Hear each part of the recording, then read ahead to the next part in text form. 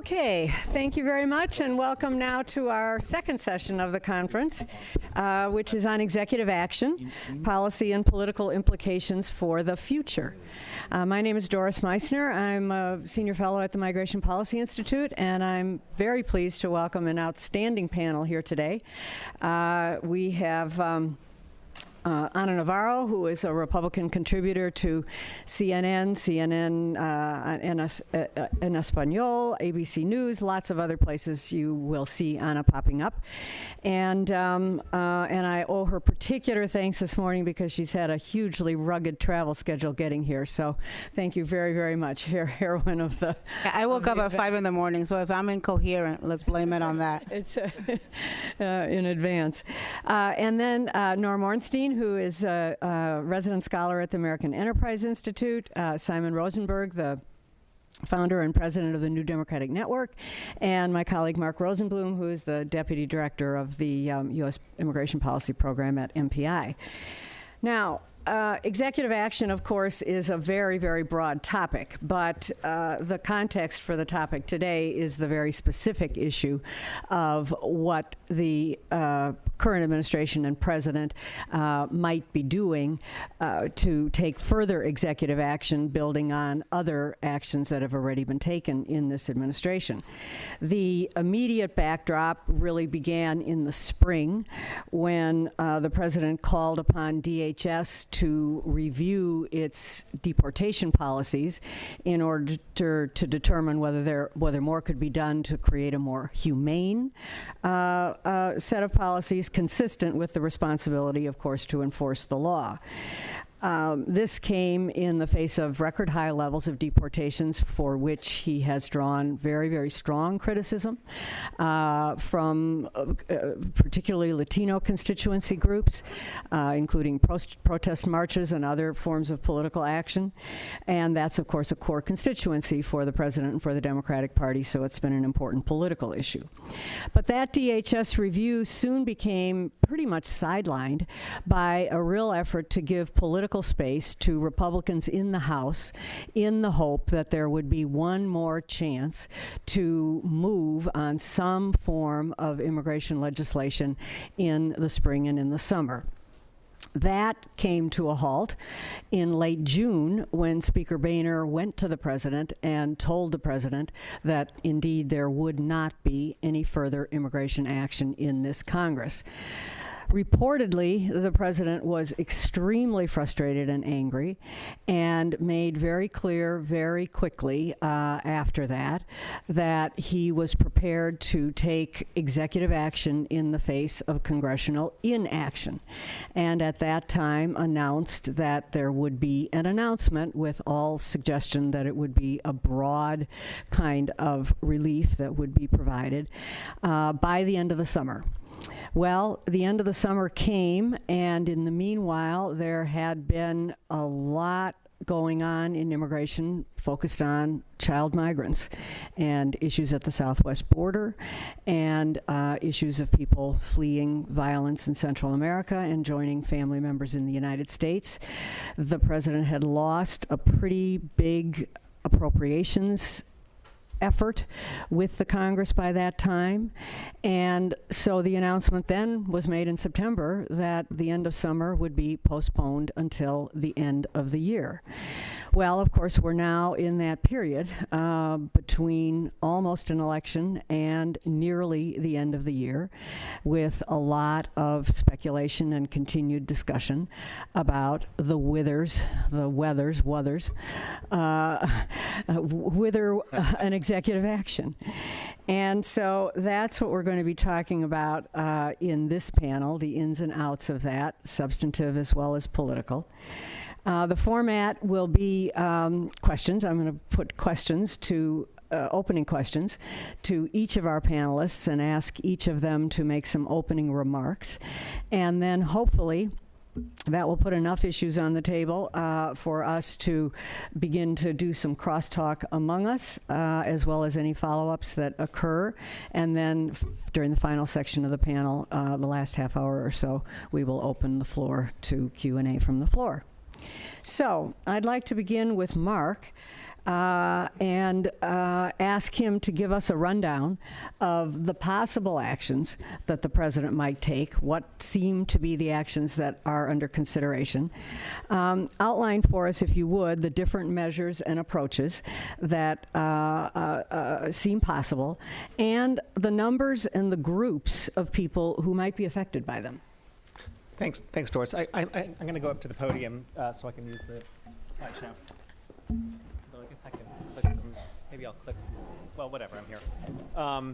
So thank you, Doris, and thanks to the organizers for including me.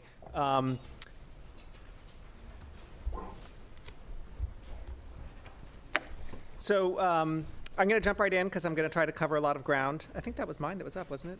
No. Oh, I didn't notice. Thank you.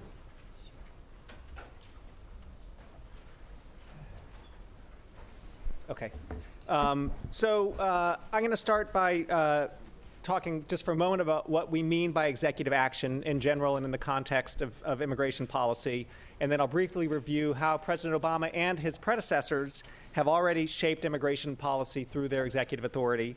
And then I'll, as Doris asked, I'll describe some potential scenarios for what executive action might look like and say something about how many people would be affected and what some of the advantages and disadvantages of the different approaches might be. So I'm a political scientist, and when I used to teach my Intro to American Government classes, there was no section on the syllabus called executive action. So what do we mean by this term? The answer is that in a separate power system in which Congress writes the laws and the president implements the laws, a lot of policy gets made in the second half of that sentence. And on a general level, executive action describes any policy made by the executive branch outside the legislative process. So that includes formal presidential powers like executive orders and regulatory rulemaking. And it also includes implementation authority that gets delegated to the president through the statutory process, through laws. And then also less formal policy tools like signing statements, statements of policy, agency guidelines. So this term, encompasses a lot of different things. One point I want to emphasize is that these types of executive actions, everything I just rattled off, have been very important on immigration policy forever because the underlying policy debates in immigration are so complex, and they encompass both complex domestic issues and foreign policy issues that presidents have weighed in on, and also because Congress has always struggled to pass immigration law. So it's often been left to presidents to do things on their own. So I'm going to not go through the details of all these examples, but I do want to mention 5 different tools that presidents have used over time to set immigration numbers and to shape enforcement policy sort of outside the legislative process. And the first one I'll mention is humanitarian parole. Parole is explicitly authorized by the INA, so it's a delegated power, and it refers to the executive branch's authority to permit the temporary admission of someone outside the normal visa process for urgent humanitarian reasons. So people can be paroled individually, and there's also a long history, as you can see on this slide, of presidents paroling whole groups of people into the United States on humanitarian and foreign policy grounds. Humanitarian parole permits the admission of people outside the visa process. Presidents have also granted relief from removal to unauthorized immigrants within the United States. Prior to 1990, the main tool for granting this type of relief on a categorical basis was extended voluntary departure. Lots of cases where EVD has been granted. Extended voluntary departure was not explicitly authorized by the INA, and some members of Congress objected to how it was used, seeing it as being sort of politicized. So in 1990, Congress eliminated EVD, and it established a new procedure called Temporary Protected Status, TPS. And TPS lays out more clearly defined conditions under which DHS can, acting alone, suspend deportations for groups of unauthorized immigrants categorically in response to an armed conflict, a natural disaster, or other extraordinary and temporary conditions.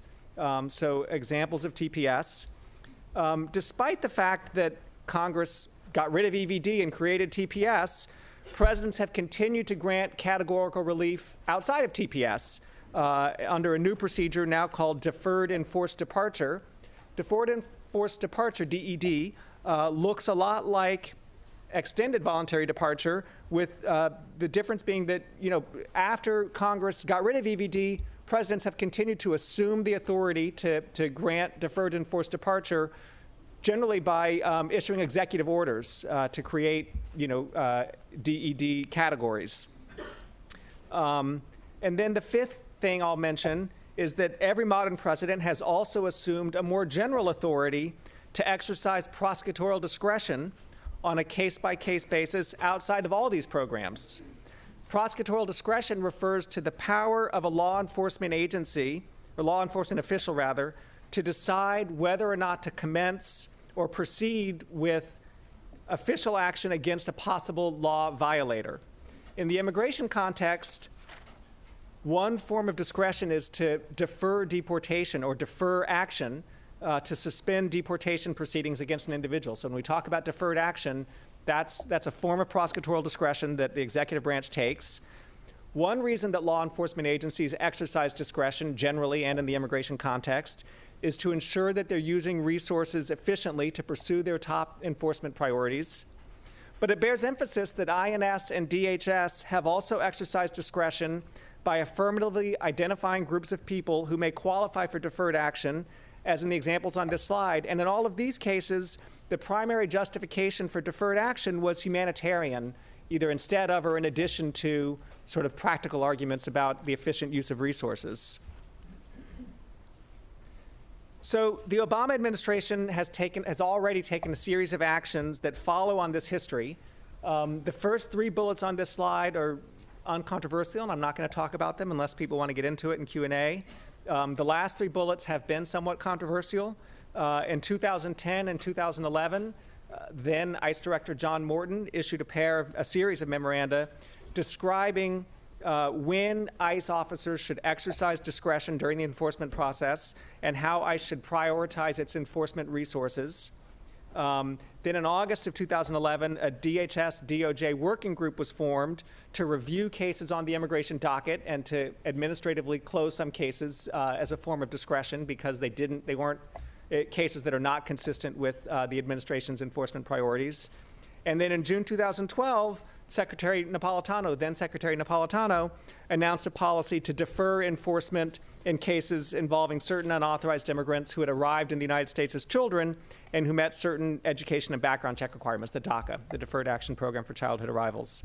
So what I want to do with the rest of my talk is say a little bit more about how these programs could be expanded consistent with the president's pledge to consider additional executive actions.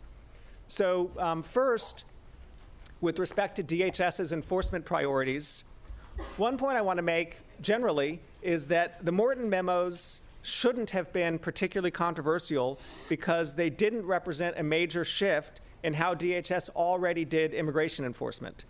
MPI published a report last week showing that 93% of removals under the Bush administration were consistent with the Obama enforcement priorities. So this was not a radical change.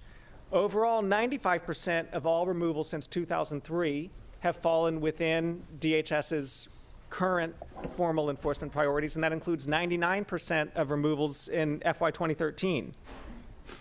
So one way to interpret those findings is that the Obama administration has been successful at implementing its priorities, and I think that that's an accurate interpretation. But we can also look at those data, and it suggests that the Morton memos, the current enforcement priorities, define priorities pretty broadly in a way that lots of unauthorized immigrants fall into the priority categories. And with that in mind, one strategy for executive action that the administration could pursue would be to change DHS's enforcement priorities to make them more narrowly defined so that fewer immigrants fall within the priorities. For example, current priorities include anyone ever convicted of any crime. So the administration could instead define its public safety priority or its criminal alien priority to prioritize people who have been convicted of violent crimes or people who have been convicted of felonies or people who have recently been convicted of crimes or felonies. Or it could deprioritize people whose only criminal offense was for an immigration crime. The administration could also narrow its definition of its other two enforcement priorities, recent border crossers, which is currently defined as anybody who entered in the last 3 years, or people who disregard deportation orders, which currently includes somebody who was deported, 20 years ago. In this report that we issued last week, we go through a lot of detail about different scenarios, and I'm not going to go through all the numbers. I just want to tell you that the bottom line is that when you look at interior enforcement, playing with the enforcement priorities in the ways that I just described would not have a huge impact on the number of people removed. I would say 30,000 is an optimistic, that's a very far-reaching change to the enforcement priorities. The likely impact on current removals from the interior would be much smaller. And the reason is that most people who would potentially benefit from such changes, unauthorized immigrants who are settled in the United States and who aren't committing crimes, already have a low probability of being apprehended and deported. That's not who the system is focusing on. There's a popular image of ICE agents, rounding people up and detaining them, or finding people who've been pulled over for a traffic crime and putting them in deportation proceedings. The data suggests that these are pretty unusual cases, particularly in the last few years. By far, the largest category of removals today is people apprehended at the border. Some of these border crossers are returning immigrants. Many border crossers have limited ties to the United States. Reducing border removals would have, the proportion of people apprehended at the border who are formally removed would have the largest impact on reducing removal numbers, but that would be a fundamental challenge to how CBP does business. So a second possible approach would be to expand the existing DACA program, the Childhood Arrivals Program, to cover a larger number of unauthorized youth. The current program is limited in terms of when people must have entered, how old they were when they entered, how old they were in 2012, and their education requirements. In a report that we issued last month, a different report, we found that about 1.2 million people potentially meet the DACA criteria, or potentially eligible for the current version of the program, and about half of them have successfully applied and been enrolled in the program. Those numbers would go up to about 1.9 million potentially eligible applicants if the administration decided to sort of play with the timing requirements, the age at arrival requirements, and they would go up to about 3.1 million if the administration were also to relax the education requirement. You get a big bump for that. An advantage to focusing on the DACA population is that there's a basic fairness argument about offering enforcement relief to people who arrived in the United States as children. And DACA youth also have strong ties to the United States from having been raised here. And in many cases, they lack ties to the countries that they originally immigrated from. But a limitation to this approach, as indicated here, is that it's difficult to substantially grow the DACA numbers without relaxing the education requirement. The current version of DACA has been promoted in part based on the idea that DACA youth have overcome their status to become high education achievers. And that's a description that applies to some unauthorized youth, but definitely not to all of them. So it's a challenge with using DACA as the major tool for a large executive action. A third approach would be to create a new DACA-style program, so to defer action for a new group of unauthorized immigrants, other than those who qualify for DACA, such as parents or spouses of U.S. citizens or LPRs. So the report that we published, again, the same report from last month, estimates the size of several different population groups, several different scenarios, and we control for different periods of U.S. residency. How long would people have to have been here in order to qualify? So there's about 3.6 million unauthorized immigrants who don't qualify for DACA, who fall into one of these parent categories, and about 1.5 million spouses who don't qualify for DACA, unauthorized immigrants who are spouses of citizens or LPRs. Those categories overlap, not surprisingly, so there's about 4.2 million people who are either a spouse or a parent. The numbers go down pretty substantially when you start adding on long residency requirements. So if you're only extending the program to people who have been here 5 or 10 or 15 years. So a few quick comments about this approach. Here again, longtime residents with U.S.-based families have important equities that are generally recognized by our immigration system. So, we can certainly make humanitarian and normative arguments about why people like this should have an opportunity to apply for legal status. It's less obvious that a program like this would be an especially effective tool or an easy tool to prioritize DHS resources as compared to a policy of exercising discretion during the enforcement process. And I say that because an application-based program to cover, a large share of the current unauthorized population will be difficult to stand up and difficult to implement and difficult for immigrants to navigate. And that's likely to be more true for unauthorized adults than it was for unauthorized children, because it's harder for them to document their presence because they don't have school transcripts, and they may be more risk averse, especially if they're already in the workforce.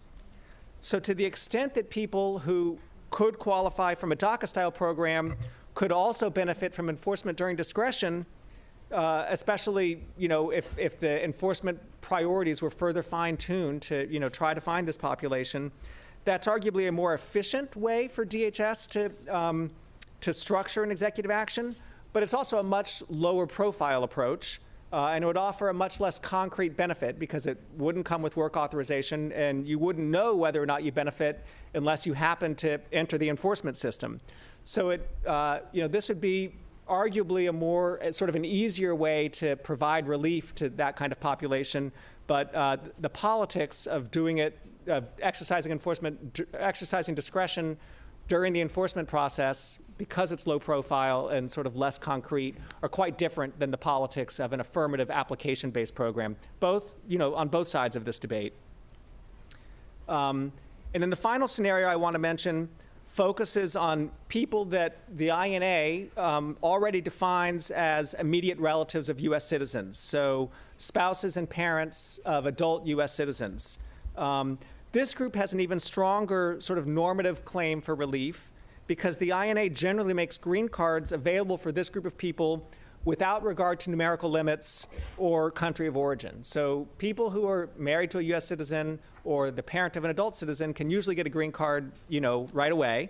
But MPI estimates that about 1.2 million unauthorized immigrants fall into one or both of these immediate relative categories, but may be unable to apply for a green card because their history of unlawful presence in the United States makes them subject to the 3- and 10-year bars. And so if they leave the United States to pick up a visa, they'll be ineligible and inadmissible to return. So these unauthorized immigrants could benefit from being paroled into the United States under the parole authority. And the parole would count as a temporary admission that would permit people with qualifying relationships to receive their green card without leaving the country and without triggering the 3- and 10-year bars. So that's an obvious advantage to this approach, is that beneficiaries would receive a green card, which is a permanent fix that wouldn't end at the end of the administration or end in 2 years. And it's sort of an easier process to defend procedurally since DHS has the explicit parole authority, as a statutory delegation. Having said that, parole authority has never been used for this large a group of currently, unauthorized immigrants within the U.S., and the political pushback for putting people in line for green cards instead of just deferring enforcement could be greater than putting them in line for temporary relief. So I will stop there, and we can talk in more detail later. Anand. Thank you. Okay, thanks, Mark. Okay, we've now set the table, I hope, in terms of what the possible considerations are and what some differing degrees of scale might be. Simon, let me go to you next on the issue of deferred action, because that's one of the opportunities that Mark outlined. It's the action that was taken by the president in 2012 before the re-election. And deferred action for Dreamers at that time was really viewed as contributing quite positively to his re-election. So that if one is talking about some kind of a deferred action now, the question of doing it after the election raises a whole set of other considerations. This is obviously as much a matter of politics as it is of policy. What's the benefit for Democrats and for the president of a large after-election action? Would the election outcome in any way affect what the administration is likely to do on executive action, particularly on something like an expanded deferred action? And do you think it'll actually happen, or do you think we might be looking at another postponement? Those are all easy questions. Thanks, Doris, and thanks, Mark. And just, it's really an honor to be on this panel. These are all folks that I admire tremendously, and so it's really an honor to be here and to be with all of you. All of you are doing the Lord's work every day, and appreciate you taking the time to be here. So, first of all, I think it will happen because the president promised, and he needs to. I don't think people should giggle about that, right? And I think that he feels committed to do it. I think there was a pragmatic recognition that, and we could debate this until we all, are old folks, that, doing it in the fall, given the way things were playing out after the Central American migrant crisis, and given the fact that there were a series of Democratic senators who said they would not support it, that the president didn't want to expose, I think, the broad work we've all been doing together for a long time to something that could become a permanent setback for the immigration community. And we all know this is the logic. We all of you in this room have read, are well read and all these things. I think that was a legitimate and pragmatic read of the landscape. We saw that there was a Senate vote, as all of you know, that happened right before we all broke, and it went 50-50, right? And that's with a significant Democratic Senate. We're going to have at least 4, 5, 6, 7 more Republicans next year. We will not have a majority of support in the Senate next year for what the president's about to do. And so I think that the president, made a pragmatic decision that, having very public and significant Democratic opposition to something that's so important to the immigration community, that was not something that he felt was going to be good in the long haul, and he made a tough call. That's what presidents do, right? It was not an easy decision. I think it was the right one, personally, and certainly I advised the White House that that's what they should do, and so you can blame me and not the president. But I think he's going to do it in December, and once we get through, I think they know they have to do it in some ways. But I also just want to counsel that, part of where I think, let me just sort of project forward, Doris, to 2015 a little bit. I think what Mark laid out is that there's sort of there's no low-hanging fruit here, right? I mean, there's no sort of simple, easy thing. In many ways, the very significant thing that's happened, which is, is essentially the ending of the deportation of people in the interior without criminal records, which is by far and away the overwhelming majority of undocumented immigrants in the United States. That's already happened. And I think that, the immigration community has frankly given the Democrats and the president far less credit than they deserve for how much the president has fundamentally altered the system to essentially have removed the threat of deportation over virtually every undocumented immigrant in the country already. I mean, that's already happened, as Mark said. I mean, we only had 10,000 people from the interior of the country without criminal records deported last year. I mean, that's down from hundreds of thousands in previous years. The number of people that were removed and returned from the United States last year were almost 1 million people less than in the first year of the Bush administration. So, one of the great falsehoods of the current debate is that somehow the administration has actually ratcheted up enforcement regime. It's in fact the exact opposite has taken place. I mean, we're removing and returning far fewer people than we were a decade ago, and long settled families in the interior of the country are no longer a priority for deportation, and frankly the numbers have plummeted very rapidly. And so first of all, I think that the community some of the low-hanging fruit has already been taken by the administration. And in fact, if you look at the central argument the Republicans are making against the Democrats and why they walked away from CIR, it was over these steps. This is the central critique the Republicans have made, that the president violated the law. So moving ahead to 2015, I think there will be an executive action. How significant it is, I think they're weighing. I think one of the reasons it's taking so long is that this is not easy. I think there will be, I also think we have to recognize that there's going to be significant organized opposition to this on a scale that is not true for probably any of the other executive actions that were taken in all the preceding years. There is an entire political party, and all their presidential candidates are going to be, railing against this. It's going to mean pragmatically that there will be far fewer people that apply for the executive action, whatever it is, in the process or go through the process, because it will be so controversial. And if you're an undocumented immigrant, you want to be doing something that's permanent, like a green card, and not something that's temporary that could be taken away. That's tremendously, controversial. And we have to recognize that the Republicans in 2013 and 14 in the House passed 2 immigration bills, right? One was to revoke the authority of the president to do prosecutorial discretion at all, right? And why? Because he had actually stopped deporting people from the interior of the country, right? Which they didn't like, because the basic Republican strategy is in the House, not all Republicans, not Anna, not John McCain Republicans, but the conservatives, they want the imminent threat of deportation over every undocumented immigrant to be reestablished as part of their political strategy, right? And so they're angry that that's been removed. The second point I'll make is that, look, we could have a majority Republican Senate, and I think that it's very likely that we'll see a bill passed in the House and a bill passed in the Senate, could pass in the Senate, that revokes executive action and tries to challenges all the executive action measures that are taken, and again reinforces that they want to revoke the prosecutorial discretion authority that's removed the threat of deportation over the undocumented immigrants in the interior.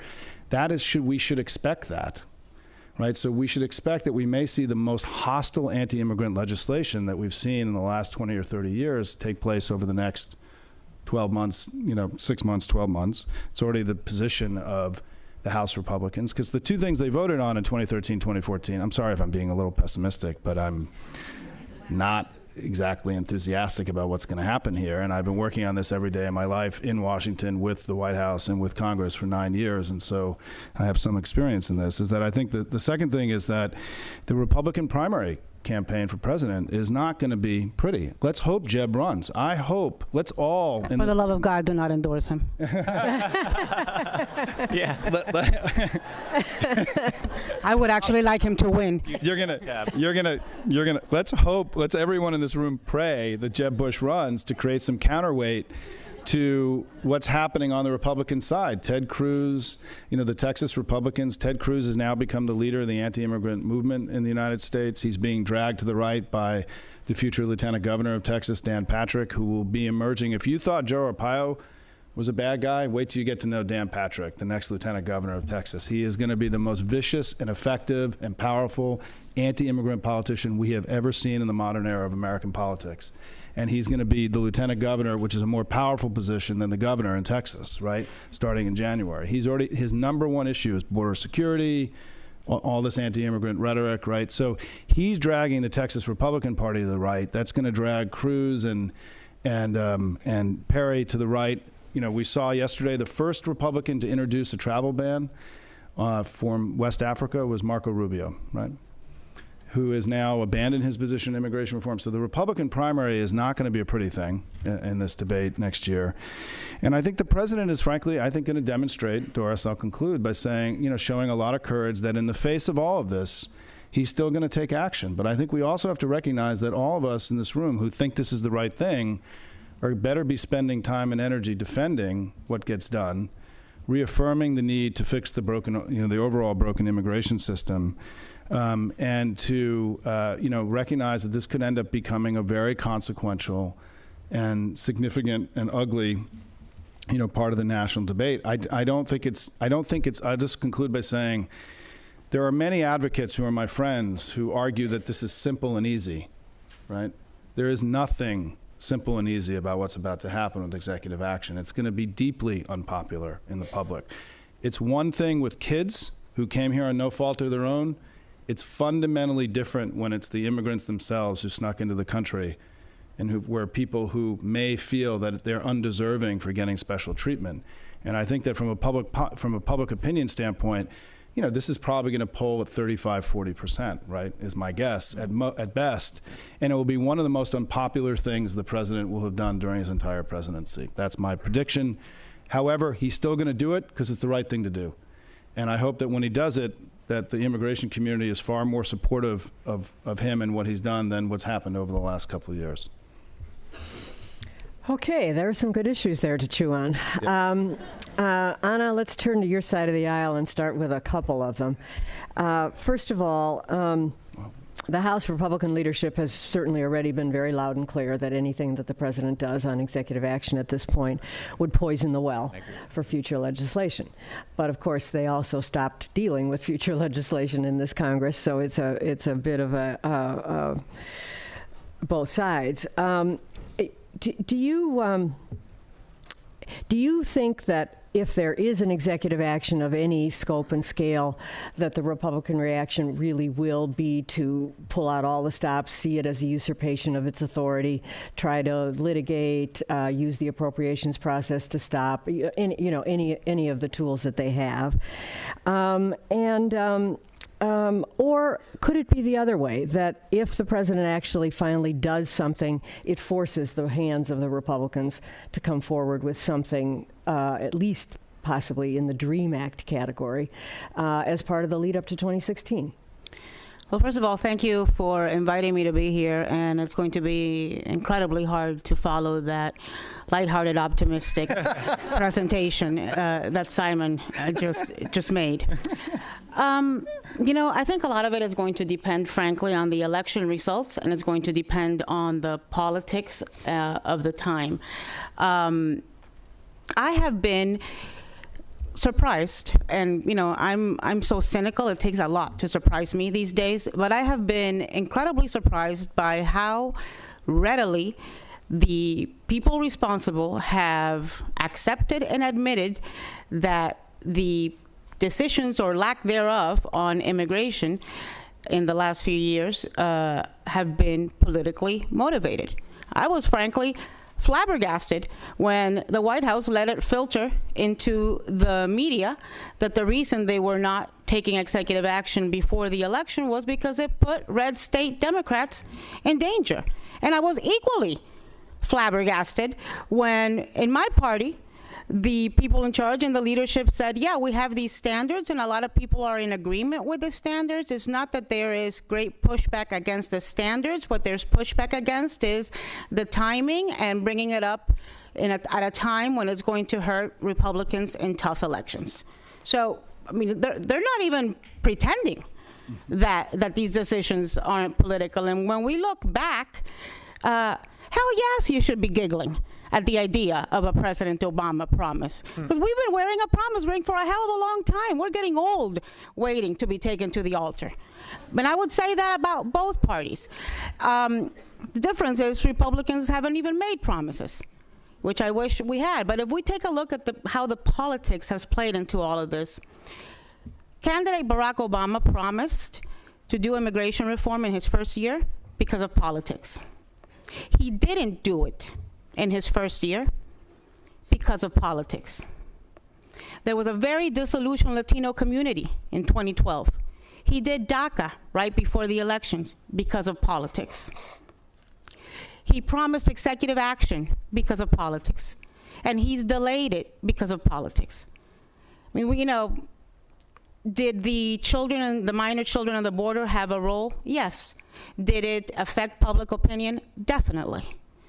But what's going on is that you've got Democrat candidates like Mary Landrieu, like Allison Lindgren Grimes in Kentucky, who even was running ads until a couple of days ago on the immigration issue, being against the immigration issue until Latinos and other immigrant groups started protesting. So, let's just be clear-eyed on what we're doing, where we are, and why it's happening. And I would say the same thing on the Republican side. There was all this impetus to get immigration done after 2012 because we got shellacked and then we got shell-shocked by the idea that 71% of Latinos had voted for the Democrat, for President Obama. So yes, that was the big motivator. And again, it didn't happen this year because of politics.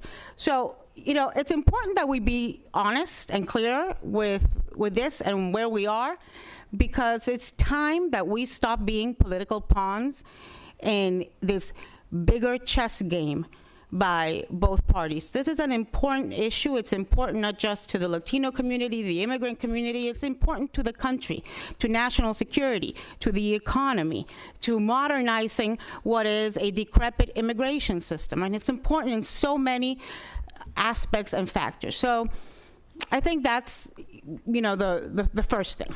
Let's be honest and stop trying to whitewash what we all know in this room is true. On the executive action, I happen to not like the idea of executive action because I don't like Band-Aids.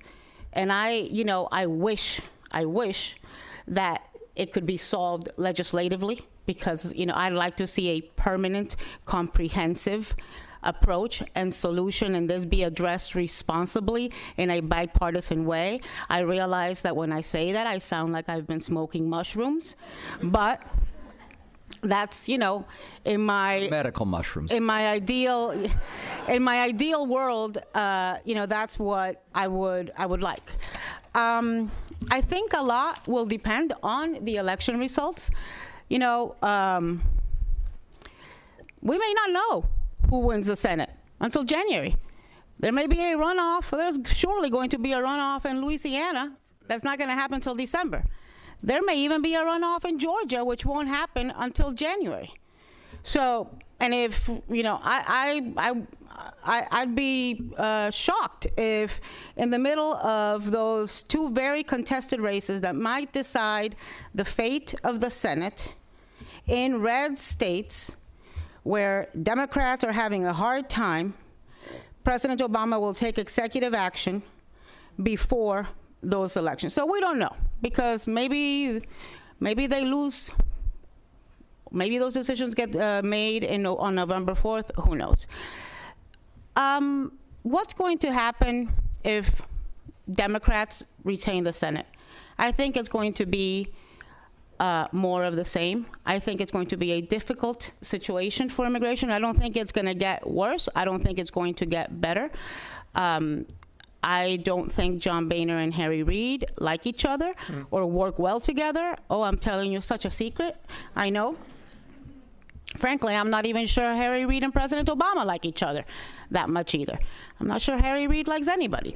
But anyways, if the Republicans get the Senate,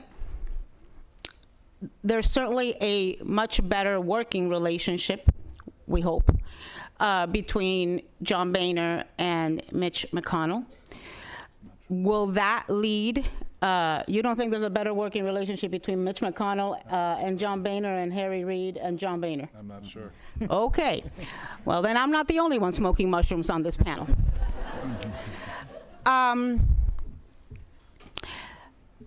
Could they be capable of working out a comprehensive solution that it could be? It could not be. I don't know. I've been making immigration predictions for so long, and I'm yet to be right, because I tend to be optimistic. So I'm out of that game. I think a lot's going to depend also on, if the Republicans take the Senate, what signals President Obama and the administration send to Republicans. Is it going to be, like when Clinton lost the midterms and was able to work with Republicans, or are we going to be in an even more antagonized political atmosphere than we are now, as hard as that might be to imagine? So I think a lot of those things are yet to be seen. If there is executive action, will Republicans like it? Hell no. I don't know any legislative body that likes it when the executive takes unilateral executive action. I don't care what party is in control. Do I think they're going to sue? I don't know, but I would suspect not, because there is one pending lawsuit on another issue, and they had taken a look at some of the immigration issues that there had been executive action on and judged that that was not one of the better legal challenges. So unless they deem differently, I would say probably no lawsuit. But I think, none of this happens in a vacuum. So I think it will be a very antagonistic time, and I don't know if there's not ways of saying, look, we're going to do executive action for X amount of time, and in that time, we're going to work out a comprehensive, permanent solution. But again, forgive me, I'm delving into optimism again. Okay. All right, Norm. Take a look at this through a bigger lens, if you would. As Mark laid out, we've had executive action historically down the line in immigration. Executive actions, of course, are what presidents do in all kinds of realms. Why is it so controversial in the immigration arena? Is it just because of the numbers that might be involved and the fact that it involves population of people that don't have legal status?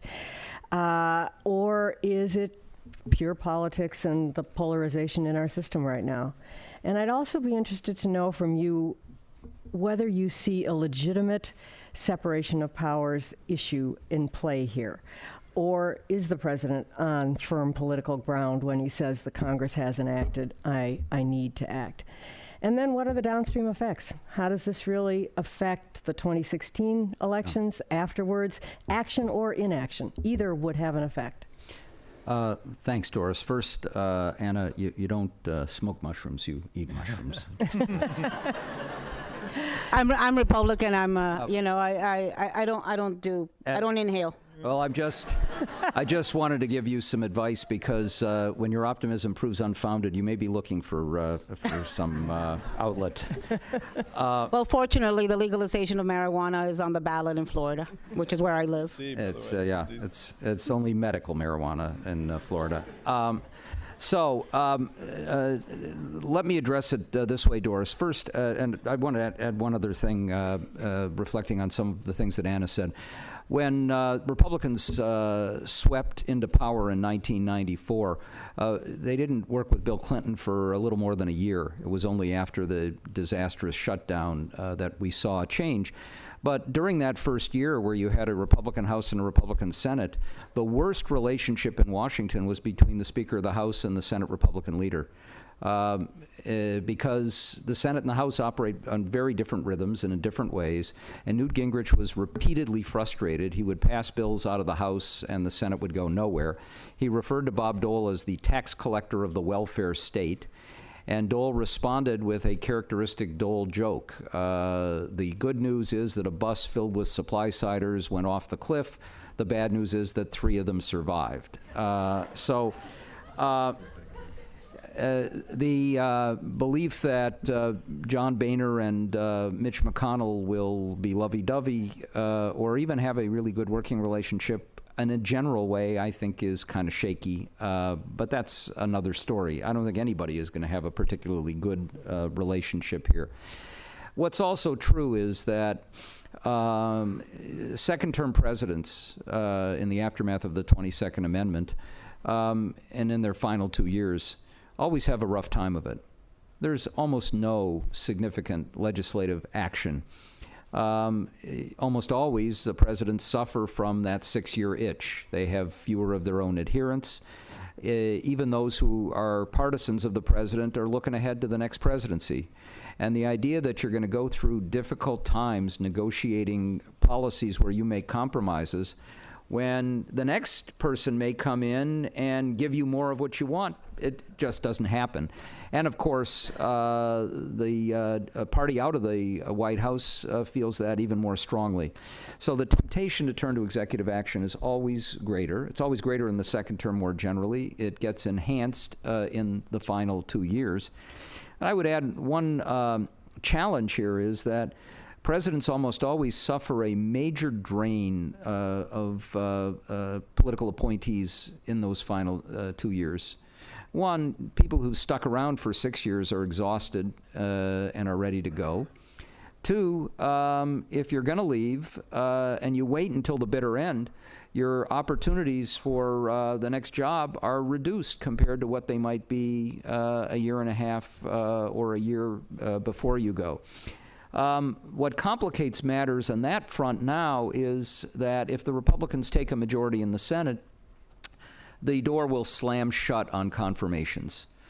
First, if the Republicans take a majority in the Senate, Harry Reid is going to call the Senate back as soon as he can after the election and go night and day as much as he can to confirm as many people as he can, judges and executive appointees. I would be surprised if President Obama didn't send a message to all of his political appointees saying, if you're going to leave before it's all over, leave now. To try and fill some of those posts. And Republicans are going to try to do whatever they can to block people coming in, because the fact is executive actions are less effective when you have acting people or vacancies in those positions. How that will work on the immigration front, I don't know. Mark and Doris, I'm sure, know better than I, but that's a complicating factor. As a more general matter, you can take executive action through regulations, through executive orders and the like. Executive orders do tend to stick around a little bit longer because it's still a relatively burdensome process to undo one. You don't just pass an executive order saying never mind. But it's not the same as legislation, and as Mark suggested, really, while there are many avenues for executive action, and cumulatively put them together, it's pretty potent, it's not the same as comprehensive reform. Legislators don't like it, but if there's no other alternative, the legislators who support the policy are going to be happy with it. And what's also true is that in some cases, legislators secretly do like it because they don't have to take the responsibility, and they can take pot shots afterwards.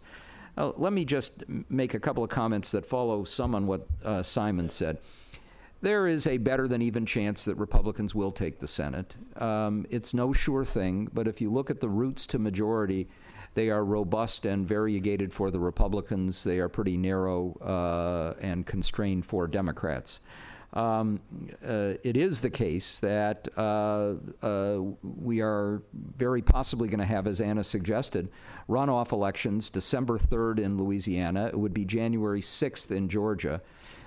Interestingly, if anybody has a route to 50% in Georgia, it's Michelle Nunn at this point, not Perdue. But action in December, I think, is unlikely if we get a runoff in Georgia, even if the Senate majority has already been decided, because if the president took very significant immigration action in December, you would have a lot of Republican voters just rushing to the polls for a runoff election. And by the way, you can expect a flood of money in December and January into those states that will be just mind-boggling. We have passed the $100 million mark in North Carolina. The vast majority of it coming from outside groups. But if the Senate is in the balance, or even if we're talking about the difference between 51 and 52, you're going to see Koch brothers money and other money just flooding in, and you'll see significant sums on the other side. And those are going to dominate the political process. Now, we did have Rand Paul the other day say that he hoped there would be an immigration bill, and he was optimistic because he said President Obama will be in his final stages. We can maybe get him to support a weakened bill. I think that is pie in the sky, and Paul is going to be relatively alone out there. And the fact is, any kind of weakened bill that you might even negotiate with senators goes nowhere in the House. And keep in mind that the House Republican Caucus Conference is going to be more conservative or radical than the current one. John Boehner said the other day, I've got 16 knuckleheads in my conference that I have to deal with. Double that next year. You've got people like Tim Petri, who is a free market Republican, very conservative, but problem-solving oriented. His replacement is sharply to his right, and that's what we're seeing with an awful lot of those Republican seats. And you're not going to have a conference that is inclined to do much of anything except an even tougher border security bill, if that. And if you contrast Paul with Rubio, who has basically shown where the zeitgeist of the party is and where it's going, you're not going to see very much happening. And I think there are a couple of other things as well to keep in mind. One is if Republicans take the Senate, Michael Gerson's column in the Washington Post today, I think, is on point. It's going to fit a narrative, and the narrative is we've got a mandate, and we're on top, and what we've proven is we can do this with older, whiter, mailer voters, and that's the electorate that we can look forward to the next time. And a race to watch in particular is the Senate race in Colorado. The polls there show higher proportions of Hispanics opting for Cory Gardner than we find in other places, and there's a state with a substantial presence. There are questions about the polls. It may be that they're hitting the more affluent Hispanic population, and in Colorado, the polls in the past, in midterms especially, have been wrong. But if Gardner wins, then you're going to see a new narrative, which is we can prevail with Hispanic support without doing an immigration bill or without supporting an immigration bill, and that will reinforce things for them as well. And the other point to keep in mind is that the driving force of the Republican Party now, the single largest presence in Congress, the place where the Republican nomination for president will be achieved is in the South. And in the South, the attitude towards immigration reform, not just Texas, but almost everywhere, is different. In the House, you have almost all lily-white districts, and they are adamant in their opposition. So you're not going to move very much in this direction, and that means the impetus for executive action becomes greater. But I would just add one other thing. I was last night with a number of top staffers to Republican members in the House and Senate, and several of them, very, very conservative people, said they were getting a lot of push from the grassroots now, even for impeachment. Now, they don't want it. They understand. And the leaders and the rank and file members, even those who are off on the edge of the spectrum with a few exceptions, the Steve Kings of the world, how ridiculous that is, how catastrophic it is.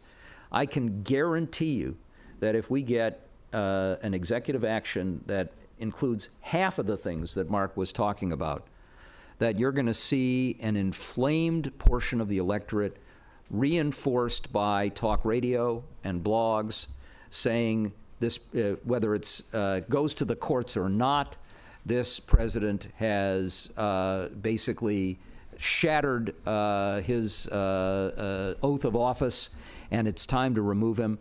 And the challenge for a John Boehner, assuming he doesn't have serious problems actually moving through in January, and I think he will prevail, although it's going to be a little tricky for him, and for Mitch McConnell, if he is the majority leader coming in, is going to be holding those people off. And then I'll make one final point politically. Let's say that you get a 51-49 Republican majority in the Senate. And let's just say, for argument's sake, that one of the new senators coming in is Orman in Kansas, an independent who hasn't said with whom he will caucus. There are three people to keep an eye on. Dean Orman, Angus King, Joe Manchin. Because it wouldn't surprise me at all under those circumstances that you will see an alliance with three guys who basically say to the two parties, we can give you a majority or take away a majority, and we can do it more than once, unless you do what we want to do. And what will be interesting there is if there any portion of that to-do list is immigration. Now, my fondest dream is that Angus King would go to Mitch McConnell and say, I'll make you majority leader if you do campaign finance reform. It's Mitch McConnell. Will you give up your firstborn to achieve your life goal? And just seeing Mitch squirm would make my year. But that is the one caveat I would have here about a possibility of something happening in the Senate along different lines. But whatever happens in the Senate, other than an incredibly onerous border security bill, goes nowhere in the House. So the only option for policy movement in the next 2 years comes on the executive front. Wow. It really is very dire to look across the spectrum in that way. Are there any points that have been made that others, some among you would like to take up with each other? Mark. I have a couple of questions for the political people. One is, I've heard the argument made, and I'd be curious your reactions, that in addition to Norm laid out all the sort of good policy reasons that the president might want to aim big because that's going to be the only way that something good happens for immigrants. But does it help the Democrats in 2016 and beyond to aim big and provoke a big backlash and to really clarify that, Democrats are the pro-immigration party and Republicans are the anti-immigration party? Does he want to provoke a backlash? I think, President Obama recognizes that if he takes a big step here, I think just as Simon said, it's going to hurt more generally politically. It may drive his numbers down a little bit more, although there's a floor there. Thanks, Norm. Well, and the floor is probably right around the 40% mark where he is. There's another complicating factor here, which is you saw the stock market drop earlier in the week, and there were two reasons for that. One is the fear, a legitimate fear, as we see serious economic problems in Europe, that we may hit a global recession and maybe even deflation. And if that happens, then the reaction against something more comprehensive on the immigration front, as it always does with difficult economic times, the hurdle gets higher. I don't see that President Obama can do nothing without not only hurting himself, but the Democratic Party with that core constituency. But he may ratchet back what he does under those circumstances. And he may do this in stages, just to see how things go with each of these individual actions. Yeah, so. Anna, do you want to? Look, I think a lot of it depends on what the executive action looks like. Frankly, I think if I were in President Obama's shoes, I would say, you're going to get a backlash and you're going to pay a political price, whether it's small or big. So size matters. Go big. Just two points. One is that, one thing I just want everyone in this room to think about, which is with the temporary part, not the pieces, the parole in place that leans to a green card, and given that these are temporary actions that can be rescinded by a future Republican president, the moral question of asking undocumented immigrants to come out of the shadows and identify themselves to the government, knowing that may be a temporary thing that could be rescinded, and therefore the government knows who you are, right? And you become first in the deportation line. And I think that there are many people in this room who've worked more directly with immigrant communities than I have, and so I know that there are probably strong feelings about this, but I still think this is one of the reasons why, just personally, I've fought every day to get comprehensive immigration reform passed in 2014 and did not believe that this was ever something that we should really settle for because of how tenuous it all is and about whether or not there really is. Look, only half of the DACA eligible kids have applied so far on something that was universally praised, right? What do we think the uptick's going to be on any of these temporary programs when you've got half the country screaming impeachment over it, right? So we think a quarter of folks. It becomes very hard for you to go to an immigrant and say, yeah, I think you should do this, recognizing you also then have to go to your employer and acknowledge that, hey, by the way, the name I've been using for the last 5 years really isn't correct, and go down the whole list of things. These are complicated, real-life decisions that I think the advocates who've argued that this is simple and easy, again, have painted an inaccurate picture of how complex this is going to be, given the opposition. The second thing is, I just want to note that Rand Paul voted against the Comprehensive Immigration Reform Bill, by the way, so just like, let's not put him in a place of being a constructive actor in this. It's possible that he might be, but there was one other piece of I'm forgetting what the other thing I was going to say, so unless... Well, I think you've criticized Rand, you've criticized Rubio. Christie? Did you forget to criticize I don't Christie? think Christie's running, so I'm not going to use my time. I hope Jeb runs. I hope. I want Jeb. Well, Christie did want to bring all of the different communities in New Jersey together just by pushing them into one lane. So. Appropriations, I'm wondering if we're going to, they're just caught up in the approps. But what does this do to the 2016 election? I mean, if the prevailing view is that he will do something, and it will be controversial and it will be polarizing, but at the end of the day, it's part of the legacy that the president wants to leave. He does not want to simply be deporter in chief. He wants to, in fact, have something to say about the effort to improve the circumstances of a large population in the country. But is this more about a political announcement and being able to take credit for that as compared with actually providing an improvement in the living conditions of lots of people in this country? Is it about setting up even clearer lines in 2016 that give an advantage to one party and disadvantage another? I mean, look at the way in which the immigration issue played out in the Republican primaries in 2012. Yeah. I mean, Romney probably lost to some extent over just the simple phrase of self-deportation. So why, keeping this controversy going in this way and making it even more controversial and making the differences even more stark without actually improving to a large extent the lives of people that are caught in this is a real cynical strategy. Is that what we're in? Cynical strategy, my goodness. How new would that be? Yes, yeah. All right. The minute I said it, I thought it was a little... My answer to the broader question, Doris, is we aren't really sure how this plays out in 2016. Over the long run, there's no doubt that if the two parties continue down the path they've been going, it's a disaster for Republicans. They're basically going to be left with older white men as their core. And as my wife tells me every day, older white men are not a group you want to trust. And make that, by the way, narrow it down as straight older white straight older men. white men.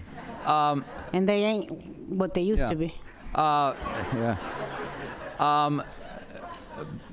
that doesn't necessarily play out that way in 2016. And of course, the state of the economy will matter in this instance as well. The nature of what the president does and what the reactions are and all of that.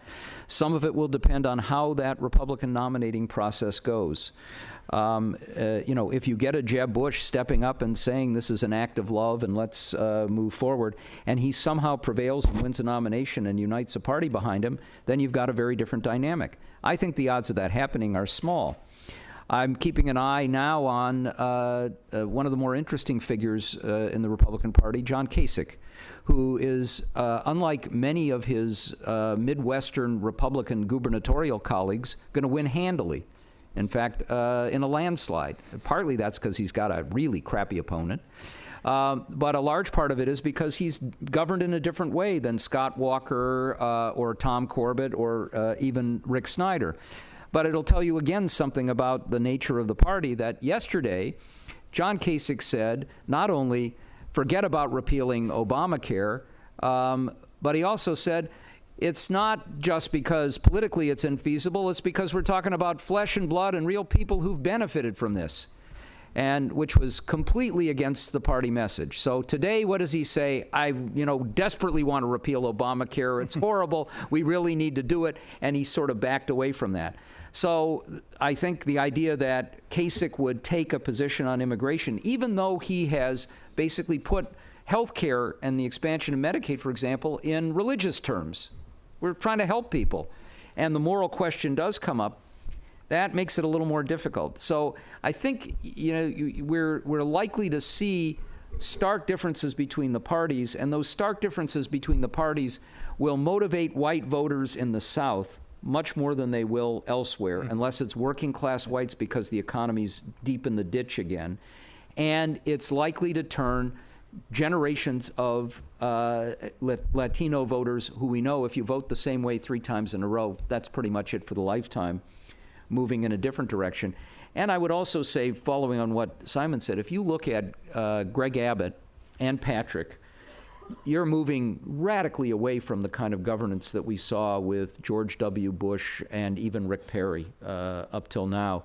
And that's likely to accelerate the changes in a state like Texas and move that in a different direction as well, not in 2016, but further down the road. Can I jump in? Doris, it's a really interesting question. I know there are people who are arguing that for the Democrats, this is great leading up to the 2016. But, I think the differences between the two parties on Latinos are actually starker today than they've been since any time that I began all of this. I mean, the Democrats passed the ACA, which is going to affect far more people than more Latino families than the immigration reform bill will. The Latino community has already seen at least about based on some data, 1/3 of drop of the uninsured rate in the first year of the ACA. It's a dramatic thing. It's having a real impact on the socioeconomic status of families. Democrats want to make sure that it's easier for everybody to vote. The Republicans are denying the ability for people to vote all over the country. Democrats are defending Social Security and Medicare. The Republicans are trying to cut it. Democrats are trying to advance and put more spending on education. Republicans want to cut it. Democrats want to invest in urban transportation, which will create more labor mobility. Republicans won't grant additional transportation authority. Democrats passed DACA, which which allowed 600,000 now young people to get legal status. I feel like at this point I should say unpaid political ad approved by Simon Rosenberg. But I think the point is that, and then the Republican response in Congress has been not just to be against, but actually to take action to strip legal authority from existing communities. First, the DACA kids, which was the main focus of the Republican House in 2012, which was to take people who had been given status and take it away, which is something they hadn't tried to do before. And then the rights of the kids on the border, it was also an effort to try to take away legal status that they already had. So there was an escalation of attack in the Republican House on immigrants. And so part of my own view is that the way that a lot of Democrats feel right now is that there's been a starker contrast between the two parties today than there's ever been, and the attacks by the immigration community have escalated against us, right? So why do anything else? If we're going to be punished for having stood up and fought hard for the community that we all care about, and we're not getting any credit for the things that we've done, including essentially ending the deportation of families from the interior of the country, then taking an executive action, the expectation should be is that we're going to get attacked more in 2015 and 2016, not less. So we're not going to ameliorate and make anybody happy. In fact, there's going to be an escalation. So I think that idea that somehow this is going to reinforce the difference is a bad reason to do this. I want to reinforce what Anna said. I think the president should do it because he thinks it's the right thing to do. And I don't think that anyone that I've spoken to think there's going to be an ounce of political benefit for the Democrats in doing it if we're not getting credit for all the things that we've already done. And I'll say it right now, Barack Obama's done more for Latinos than any president in American history. And the House Republicans have been more opposed to immigrants and Latinos than any Congress in modern history. And we're still getting attacked. And so I don't think there's a lot of generosity of goodwill, frankly, towards many of the Latino immigrant groups because of what's happened over the last 18 months. Okay, I'm going to turn to the audience because correct the record for a minute. Let's remember that the first person that called for a tweaking of the law that allowed the Central American kids to stay, not be immediately deported, was President Barack Obama. Let's remember that the potential presumed Democrat nominee Hillary Clinton, who also came out strongly and quickly to say, send those kids back. So again, I go back to saying, folks, let's stop whitewashing this stuff. Let's stop with the half-truths and the spinning. Let's stop being political pawns on the bigger game when it comes to immigration. We've got to be smarter, and we've got to demand truth and action from both parties. Okay, I'm going to open the floor for questions, and you can use the mics in either aisle, and we'll go from one side to the other, and please tell us who you are. Start over here. Hi, I'm Virginia Fichette from Lutheran Immigration and Refugee Service. My question is for Mr. Rosenberg. You mentioned that the Obama administration has all but eliminated the risk of deportation in the interior. Speaking as someone who works with 20 direct social service providers around the country who work with caregivers of the unaccompanied children that are crossing the border, that's not the message that's in the communities. I get asked when I service clients if I'm immigration. Donde Inmigración? And I'm like, really? Do I look like I'm going to be immigration? They come to a Catholic Charities location. They come to a Lutheran social service location. These are places of safety in the community. These are pillars of support and strength for the Latinos in the communities. And I just am really curious. This is the first time I've actually heard that deportations in interior are not happening, because I talk to families who have family members who are deported in the interior. And so I'm just really, it's really great to hear, but my experience and anecdotally with my partners and my colleagues can say the same thing. So we're just really... Listen, this is a really important conversation, and you know, I think that in addition to the reports that my organization has done, several reports that MPI has produced, reports that Pew put out, the Bipartisan Policy Center put out, here is what is true, and undeniably true, right? That last year there were only 10,000 recent border crossers, non-criminals who were deported from the United States. It's a fact, right? Now, you could argue that level 3 and a single misdemeanor, right, as Mark pointed out in his report, is an illegitimate criteria for deportation. I agree with that, right? I think we should eliminate the lower end of it. But if to deny, as I would argue that many members of the media and frankly many of the immigration groups have done, of the substantial and significant and undeniable changes that have gone on. I am not telling you that 10,000 is an acceptable number. It's too many. Still too many, right? We got to do better than this, right? But what is clear, and it's on my website, it's on their website, it's on 5 other organizations' websites, is that the government, it is the policy of the United States government today to not deport people from the interior of the country who do not have criminal records. Is every ICE office acting uniformly? Is every prosecutor acting? Is it, if it's 10,000, that means by, you know, it's 400 people per state, you know, on an annualized basis. Am I getting that right? 200 people per state. So it means that anecdotally, you know, you'll get cases where people were not, you know, were not criminals, right, who came through the system. That's all true. But what is also true, and I think it's incumbent upon everyone in this room, is that it is the government in the United States no longer wants to deport people from the interior without criminal records. And what that means in practicality is that the threat of deportation over the vast majority of undocumented immigrants in the United States has been lifted. It doesn't mean people aren't going to get caught up in the system. It doesn't mean that there aren't old court cases, right, that aren't going to wind their way through. But there's been a sea change, and this is just undeniable. I mean, 3 years ago, 2/3 of the people deported from the U.S. were from the interior. Last year it dropped, it was half of that, right? And we can go, and Mark showed you some of the data's in their report. So part of what I just want to challenge all of you is that the fact that you haven't heard it is because there are people in Spanish language media and there are organizations in this city who have been misleading the public about what is actually going on in terms of the government data. It doesn't mean there isn't contravailing anecdotal data on this, but both of these things can be true. Both can be true, that the government is trying really, really hard to stop deporting people from the interior of the country who don't have criminal records, and that there are still too many people that you're coming across in your social service work that are getting caught up in a system that's going through change. Both of those things can be true at the same time.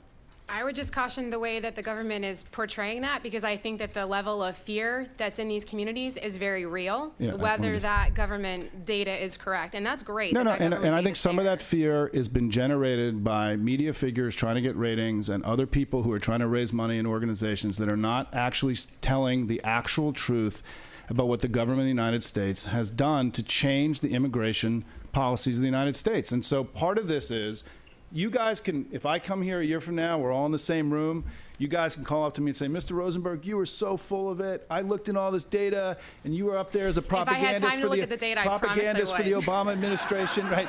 You're a propagandist for the Obama administration, and none of this is true because we're hearing in the community, right? That may all be the case. All I'm asking you is to accept that what I'm saying might possibly and could be true. And in fact, you know who agrees with me on this? Mark. I'm We going to think turn it to that's Mark. great, and I'm not questioning the validity of your data. Yeah. I'm questioning the fact that that's not getting into communities. What we do with Lutheran Immigration and Refugee Service and Clinic and I'm aware USCCB, of we this. work directly with the families, and that's great for us So to help know, us. because I have to go face to face with clients who have children who are in or our care, and it's my job to help them navigate this confusing system. And data like that I don't have, that I haven't seen, because I don't have the time. I'm But you're helping here. to run a network, but I would appreciate those resources if you guys could make sure that they're shared. So That'd be great. I'll just add two things. One is, we just did this report last week, and all the data is in here, like all the tables are in here. So you should look at it. But just, I mean, I 95% agree with Simon, or 99% agree. I think a couple of reasons that there's still a lot of fear in the community, or three reasons. One is that the way the enforcement priorities are now defined, people with long previous criminal convictions or long ago removals are also seen as priorities. So it doesn't always, it's not just people who are convicted of a current crime. It can be somebody who has a long ago record, and especially those reinstatements of removal, people who have been previously removed. That's a large category because, we've removed so many people in the last decade or so, including a lot of border crossers who are re-entering the United States. So there are a lot of unauthorized immigrants who have previous removals, previous criminal convictions, but especially previous removals that make them priorities, even though they don't seem like priorities to the community. And the third reason I think that there's still so much fear is that a lot of the changes that Simon's talking about, which I agree have, you really see them in the data. It's really just the last 2 or 3 years that they've become so, that the administration has really shifted on the interior enforcement. So I think that it probably takes some time for those changes to filter into people's consciousness, especially because in the previous 3 or 5 years, there was this, close collaboration between local law enforcement and immigration enforcement that provoked a lot of fear. So I think that there's been a couple of shifts, an increase in interior enforcement in the late years of the Bush administration that carried over to the early Obama administration, and then a real pivot since about 2011. So I think that we're just starting to see that these changes, I think that it is a very different model that is now going on. Here. My name's Ellen Street, and I come to you today as just a recent graduate. I know that education in the USA is lacking in comparison to other countries, and that a lot of people from other countries are coming in and getting American degrees, which I think is great.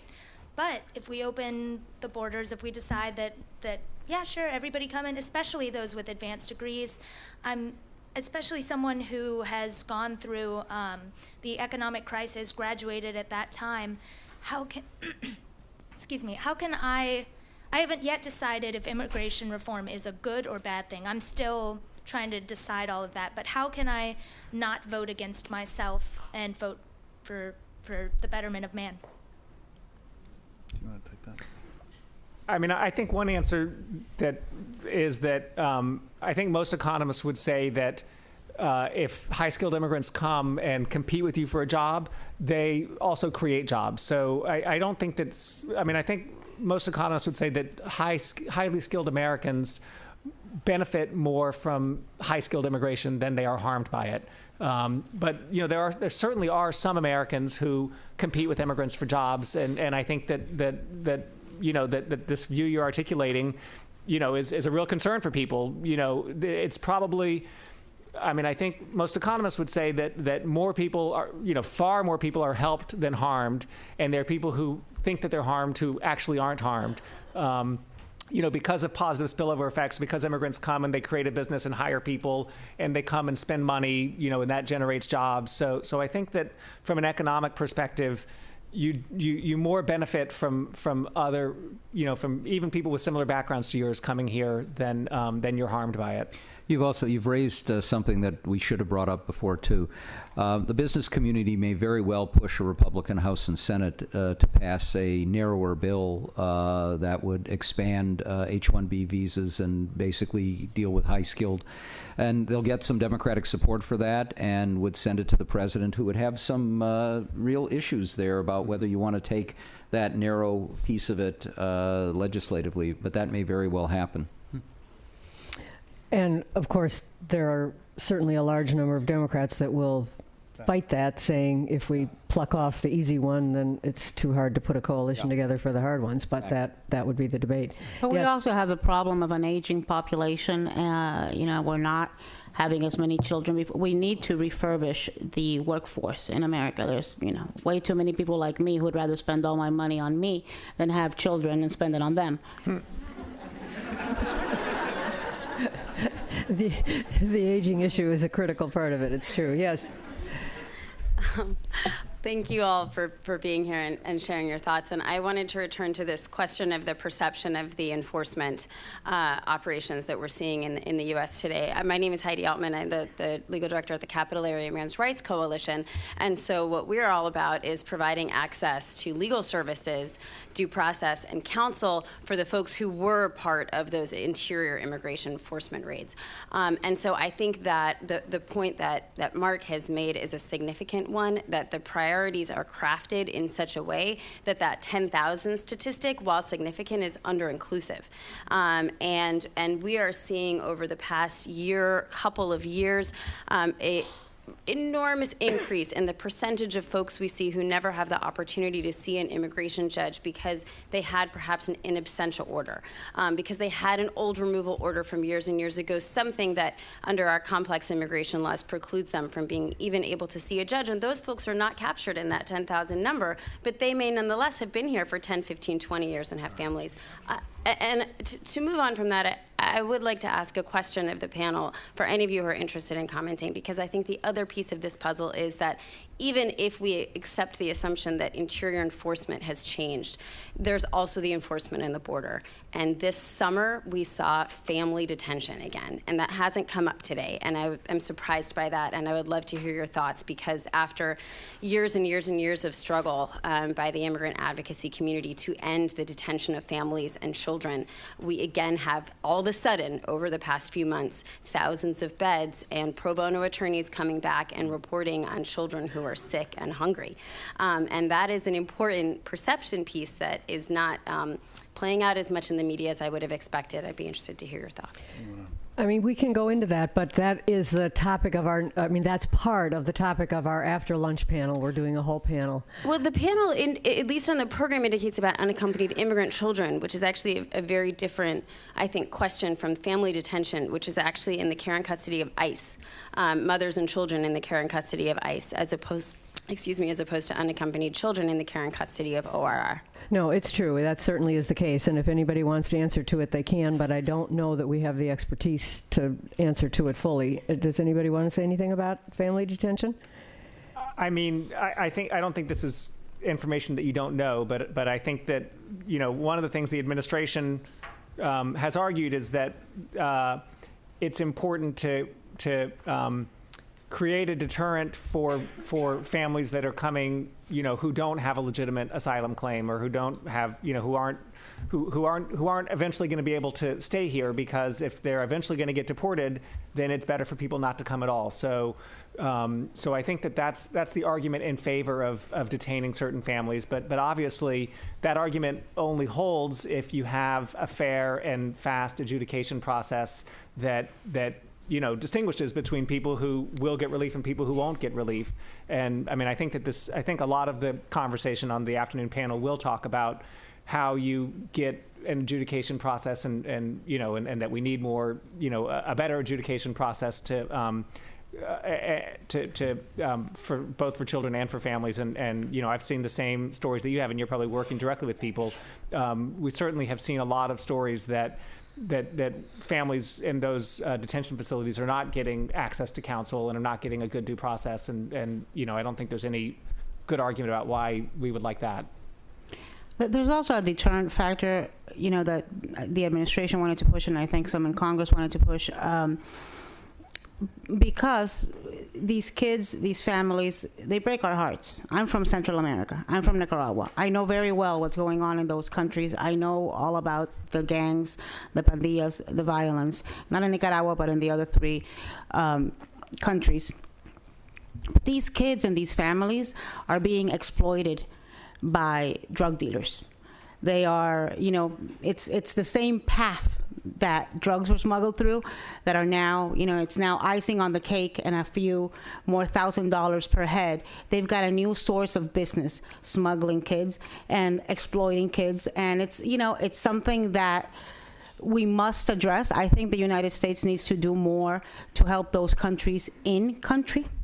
Because I think part of this pandilla stuff that's happening there is because there were people deported that had been members of gangs here, and those countries were not prepared and didn't have the institutions and were corrupt and could not deal with that, and it's mushroomed to the point where it's out of control and it's coming back to haunt us yet again. So this has got to be seen for me, this has got to be seen in a very comprehensive way, and there is no easy answer to it. And it could be a very difficult situation right across our border. It already is. It is, right.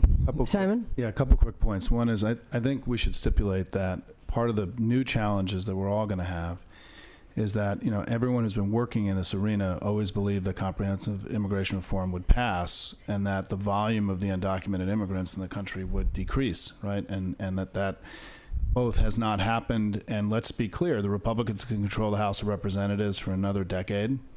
I mean, the likelihood of us actually passing CIR in the next 10 years is incredibly remote. We had our shot. We didn't get it done. And that we now have to start, I think, as professionals and people who care about this, start contemplating what it's going to be like to still have 5, 6, 7, 8, 9 million people who are undocumented living in the country, and the court systems being clogged to the fairly well, which is creating a whole set of other ridiculous problems, right, that we can't manage. And the system was never really built to behave the way it's behaving now, and because we all wanted to fix it. And so, the question is, does there need to be work by MPI and by others here about thinking about, okay, if we don't have CIR, how do we really mitigate some of the legitimate and serious problems we're having with due process and all the other things that are, both on the border and also in the current court system. And because the court system has become, it doesn't work anymore, right? It's not even really, and I just want to be clear, I'm not defending the immigration system in the United States. I've spent 9 years trying to fix it. I think what I'm trying to do is explain that I think the administration has tried to make things better, given that they also never believed they were going to have to deal with the current system. They thought they were going to change it and reform it, and there wasn't really, frankly, a lot of intellectual thinking done about how to mitigate and manage the current system, because we didn't think we would still have it. We thought we'd have this better system. And so the final point I just want to make is we're running out of time, and it's related to this, and there's been some fun stuff on Twitter based on my comments today, is that I just want to make this basic point, and this is the thought exercise that I want to leave with all of you, particularly those of you who work daily with real people, right? Is that if the message coming from the media and the story that we were hearing earlier is that basically both parties are out to get you, right? And that, that you've come to this country to find a better life for your family, and that even this guy, Barack Obama, and the Democrats who you thought were your friends are turning on you, and that everyone is out to get you. That's one set of narratives and stories about acclimation and assimilation and willingness to do things like sign up for some of these programs that may come up for relief in the next 6 months, 9 months. But what happens if there's another story, a story that's true, which is that, well, there's one political party, in fact, that's actually gone way out of their way to try to pass, they've listened to you, and they've tried to pass comprehensive, I'm going to say this, pass comprehensive immigration reform and been blocked 4 times, right? Okay, while he goes back to his political ad, I'm going to self-deport from this panel because I got to go talk fans and Charlie Crist on CNN. So, and I'm you, going to go Anna. off Fox, and I'm still staying here. Is that so? That's so, and that one political party has actually removed the threat of deportation from people in the interior, and that blah, blah, blah, blah, blah, all the stuff we've already covered. To me, if that is possible to be true, and telling stories to an immigrant community, and in fact, not everybody's out to get you, that there are a bunch of people in Simon, I need you to wrap up. trying to make it better, right? I just want to challenge you to think about whether those are important narratives and messages to tell to an aspiring immigrant community that would like to believe that America was perhaps more favorable to their presence than is currently being perceived in the media. Thank you. Well, okay, I'm sorry. I'm going to ask you to come up and just ask your question individually because I need to close this panel in order for lunch and other people to meet other commitments. But I do think that the new reality point is a real important and sobering takeaway because this has certainly not been an optimistic picture that we see, but it may very well be the one that we need to be living with. So thank you very much. See you at 2 o'clock.